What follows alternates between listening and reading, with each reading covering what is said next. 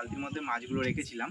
বালতিতে মাছ রাখার কারণ হচ্ছে এইবার ক্যামেরাম্যান মা একটু করে মাছ তোমাদের দেখাচ্ছি। এইবার দেখো একবার এর ভেতরে কত কিছু ছিল। মশারি টুকরোগুলো আর স্পঞ্জগুলো দেখাই, কত পরিমাণ যে নোংরা হয়েছে তোমরা আশা করি বুঝতে পারছো। এতটা বালতির মধ্যে পুরো ঘন নোংরা বেরিয়েছে। এটা রেখে দিয়েছি গাছে দেওয়ার জন্য। খারাপ খবরটা হচ্ছে এই গাছটার, তাও মনটাকে যে সান্ত্বনা দিয়েছিলাম যে ঠিক আছে একটা ডাল তো ভেঙে গেছে, ঠিক আছে কোনো অসুবিধা নেই। ঘরটা হলো আচ্ছা পুরো শুকিয়ে গেছে। এখন বাজে 11:30। মাছ ধরছি আজকে নিয়ে 3 দিন। আজকে মাছ পেয়েছি, এর আগে 2 দিন মাছ খাইনি, ঠোকরাইনি। এখন আমরা অনেকজন মিলে ধরছি, অনেকজন না 2জন মিলে ধরছিলাম। তো একটা কাকা ধরছিল চলে গেল, এবার আমিও চলে যাচ্ছিলাম, হঠাৎ করে বাবা আসলো খাওয়া দাওয়ার পরে, সেই জন্য এখন দাঁড়িয়ে আছি। আর ভিডিওটাও এখন লাস্টে করছি, এতক্ষণ ভিডিও করিনি। শরীরটা একটু খারাপ ছিল, মুডটা একটু ফ্রেশ করতে মাছটা ধরছি। এবার কী মাছ পেয়েছি তোমাদের বাড়ি গিয়ে দেখাচ্ছি, বেশ অনেকগুলো মাছ পেয়েছি। প্রথমে এই প্লাস্টিকটা নিয়ে এসেছিলাম, তারপরে দৌড়ে গিয়ে বাড়িতে থেকে বালতিটা নিয়ে এসেছি। বালতির মধ্যে মাছগুলো রেখেছিলাম। বালতিতে মাছ রাখার কারণ হচ্ছে জ্যান্ত থাকলে ভেবেছিলাম যে অ্যাকুরিয়ামে রাখবো, কিন্তু মরে গেছে। চলো বাদ বাকিটা দেখাচ্ছি। চলে আসলাম বাড়ি, এইবার ক্যামেরাম্যান মা তো বালতি নিয়ে চলে এসেছি। একটু করে মাছ তোমাদের দেখাচ্ছি। প্রথমে ট্যাংরা মাছটা দেখাই, তো দেখো কত বড়, বাবা লেদলা দেবো, দেখো এত বড় মাছ। ঠিক আছে, একটা আমি ধরেছি আর একটা কাকা ধরেছে, কাকা আমাকে মাছটা দিয়ে দিল। যেটা বড় বেশি ওটা আমি ধরেছি। এই যে মোটাটা এইটা আমি ধরেছি। এইটা হচ্ছে কারণ আমি ধরেছি যখন তখন দেখেছি পেটটা ট্যাপা, এটা ধরেছি মানে প্রায় একই সাইজ। এটা টুকান কাকা? হ্যাঁ একই সাইজ দুটো। নিল না কেন? ও টুকান কাকা মাছ নেয় না। তো দেখো দুখানা ট্যাংরা মাছ। এইবার এই মাছ দুটো ধরে মজা লেগেছে, সেটা হচ্ছে ধরলো কি করতে টুকান কাকা? এই দুটো মাছ। এইবার দেখো ধরলো কি করে, মানে এইবার চিংড়ি দুটো দেখো পেটে, ফোকাস নিচ্ছে তো? হ্যাঁ একদম। হ্যাঁ হ্যাঁ তো দেখো পেটে ডিম একদম ভর্তি। এই চিংড়ি মাছগুলো ধরে বেশ মজা লেগেছে, কারণ দেখো গঙ্গাতে মাছ ধরলে এরকম ভাবে চিংড়িটা ধরাটাই হচ্ছে সব থেকে খুশির। চিংড়িটা ধরার মধ্যে একটা আলাদা মানে তোমার হচ্ছে কারিগরি আছে, তোমার মধ্যে একটা শিল্প আছে, কারণ চিংড়ি সবাই ধরতে পারে না।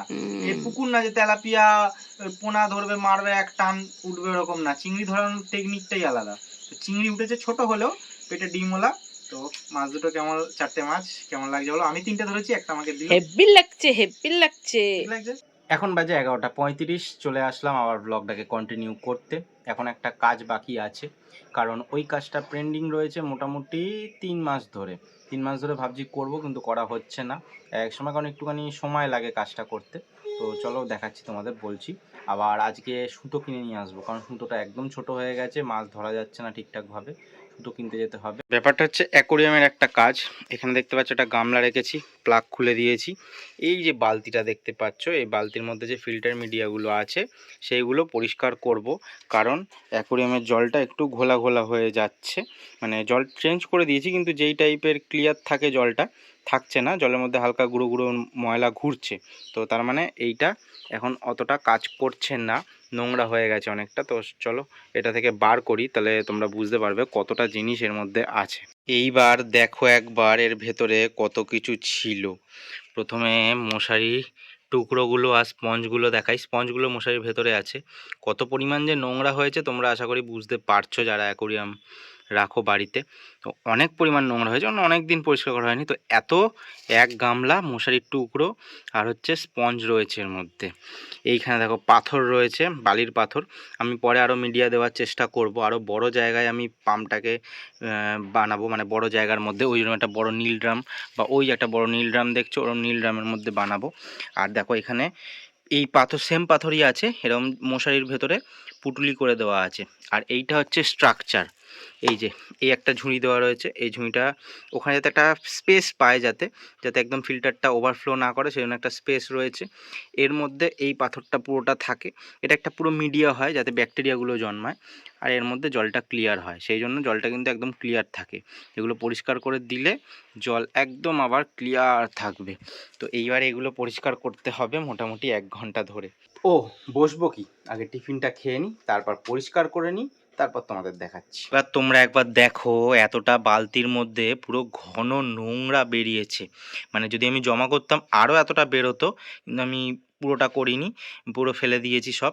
প্রথমবারের এই নোংরাটা বেরিয়েছে পুরো ঘন, এটা রেখে দিয়েছি গাছে দেওয়ার জন্য। আর দেখো সব পরিষ্কার করেছি, দেখো কেমন ছিল, আর এখন দেখো পুরো একদম পরিষ্কার হয়ে গেছে। দেখো স্পঞ্জগুলোর কি অবস্থা হয়েছিল, পুরো কালো একদম ছিল, সেখানে পুরো পরিষ্কার হয়ে গেছে।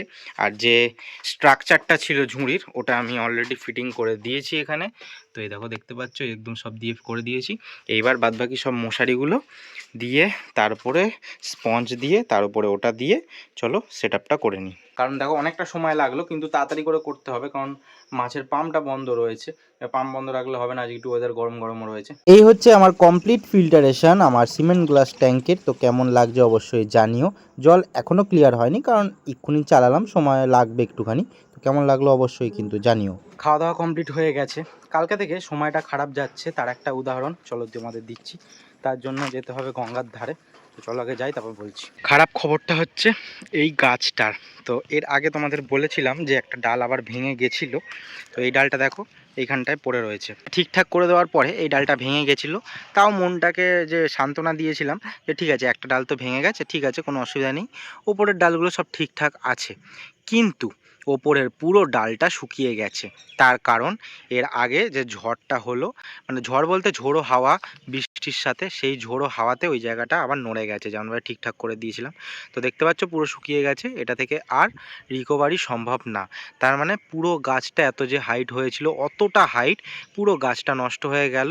এইবার আবার ডাল বেরোবে ওইখান থেকে, মানে যেখান থেকে ডালটা ভেঙে রয়েছে। তোমাদের সাথে ভাবলাম শেয়ার করি, তো শেয়ার করলাম সেটা। ওদিকে ওই গাছটার ঘেরাটাও পুরো হেলে গেছে। তো এমনি গাছটা ঠিক আছে, সেটা কোনো অসুবিধা নেই। এই গাছটা একবার তোমাদের দেখাই, তো দেখো এই যে পুরো হেলে গেছে, কিন্তু এমনি কোনো অসুবিধা নেই। এই দেখো এইখানটা বড় হয়ে গেছে তো অনেকটা, আর এই কাঠটা হেলে গেছে, সেই জন্য অসুবিধাটা হয়েছে। এই দেখো পুরো এই যে হেলে গেছে, ঠিক আছে। তো আমার কাছে কালকে থেকে খুবই একটা খারাপ সময় যাচ্ছে। এই দুটো দিন খুবই সময়টা খারাপ গেল। এটা আমি আগের দিন দেখেছি, কিন্তু আমার শরীর অবস্থা ঠিকঠাক ছিল না বলে কালকে তোমাদেরকে দেখাতে পারিনি। কালকেই আমি এসে দেখছি পুরো রং শুকিয়ে গেছে। তার আগে বেরোনো হয়নি, সেজন্য দেখা হয়নি। দুদিন হয়েছে এটা। এদিকে আমাদের পাড়ার দুই মহান পুচকে ফুটবল খেলছে, ওদেরকে দেখাতে হবে ইউটিউবে। ওরা খেলছে যেটা, ওদের শিল্পকলাটা প্রদর্শন করছে, যে ওদেরকে দেখাতে হবে। বলছে ইউটিউবে দেখাবে কি? আমি ঠিক আছে, তোরা ভালোভাবে খেল। ও শুধু ওই বল পাস করলে তাহলে আর দেখিয়ে কি হবে, ভালো কিছু অন্য কিছু দেখাতে হবে। হ্যাঁ চল। ওই ওরে সাবাস, দেখছো কায়দা কানুন দেখাচ্ছে। ওরে ওরে ব্যাস, তোর ভিডিও একদম পারফেক্ট হয়েছে। চল তুইও দেখ। ওরে বাবা, ওরে বাবা, ওরে জিও জিও জিও। মাকে ডাক করিয়েছি, তার কারণ হচ্ছে মাঠে গাছে দেওয়ার জন্য ন্যাচারাল সার রয়েছে। গরু এসছিল, সেই গরুর একটা জিনিস ফেলে গেছে, তো সেটা আমি গিয়ে গাছে দিতে পারবো। মানে আমি দেবো না, মা নিয়ে যাবে। একটা জায়গা নিয়ে এসছে, তোলার জায়গা নিয়ে এসছে, কি তোমাদের সবটা দেখাচ্ছি না। মা দেখতে এসছে, দেখে মাও অবাক হয়ে যাচ্ছে, কিছু করার নেই আর অবাক হলে। ওই ডালটা তো পুরোটা ভেঙে গেছিল, আবার এটাও ভেঙে গেছে, এই যে ভেঙে গেছে এটা।